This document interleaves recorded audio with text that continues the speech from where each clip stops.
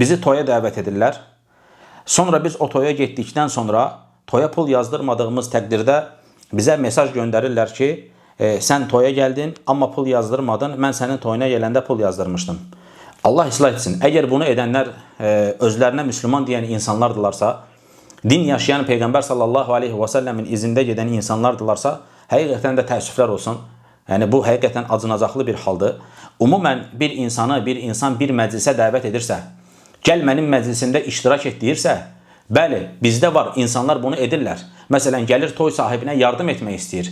Onun sıxıntısı var, maddi dərdi var, maddi problemləri var. Mən də sənə bir qatqıda bulunum deyib yardım edir. Bunda heç bir problem yoxdur. İnsanlar bir-birlərinə yardım edə bilərlər. Amma insanlardan belə bir şey gözləmək.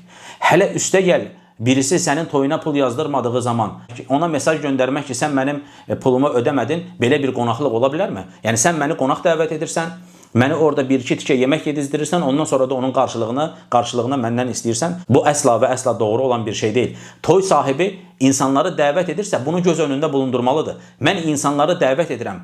Yardım edərlərsə nə gözəl, etməzlərsə mən insanlardan belə bir şey gözləyə bilmərəm. Yəni, mən ora elə insanlar var ki, onlar kasıb olan insanlardılar. Elə insanlar var ki, onlar günlük 15-20 manata işləyən insanlardılar. Yəni, 5 günün, 6 günün maaşını gətirib mənim toyuma mı yazdırsın? Yəni, mən onlara hələ bəzi insanlar var.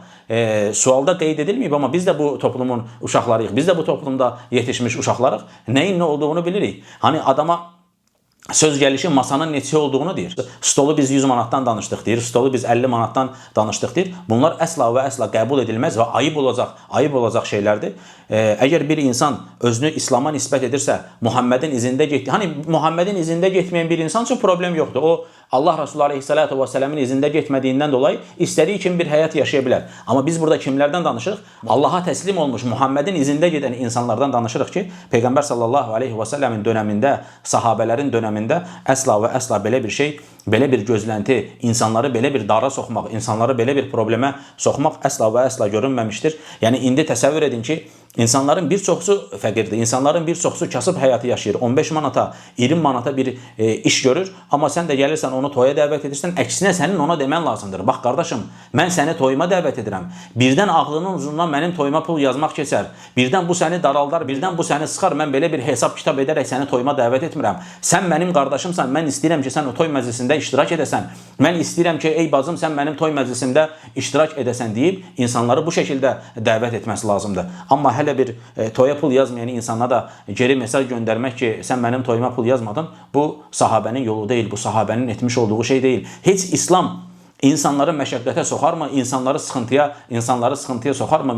Mümkün deyil belə bir şey. Ona görə Allahdan qorxmaq lazımdır, insanların hallarını, əhvallarını nəzərə almaq lazımdır. Əgər insanlardan belə bir gözləntin varsa, o zaman insanları toy məclisinə dəvət etmə. Elə insanları çağır ki, onlar həqiqətən də sənin toyuna pul yazacaq insanlar olsunlar. Bu da nə qədər doğrudur, nə qədər doğru deyil, ona da insanın artıq özünün qərar verməsi lazımdır ki, maddiyyət üzərində məclis olmaz. Maddiyyət üzərində, yəni hani tam insanların önünə kabab düzmə.